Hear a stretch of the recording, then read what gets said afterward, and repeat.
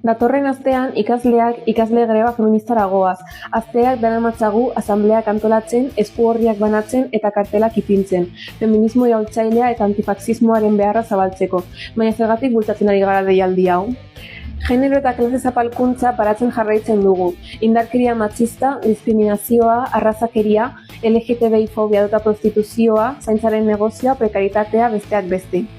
2026 urtea da eta ez daukagu ez da heziketa sexual inklusiboaren irakasgaia. Hau da, sistema kapitalista eskaintzen diguna. Feminista iraultzaileok greba orokor feministen lekukoa hartu dugu. Martxoaren 8an mobilizazio feministetan parte hartzera deitzen dugu.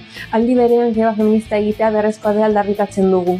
Emakume langileok eta neska gazteok beste langileekin batera kalera ateratzea eta horrela lantokiak eta ikasgelak utzik uztea. Horrela kapitalistei min egiten zaie, non? Diruan eta etekinetan. Eskuin muturraren gorakadaren ondorioz ez dago denbora galtzerik. Horregatik antolatu zaitez eta batu ikasle sindikatura eta emakume aske eta borrokalarietara.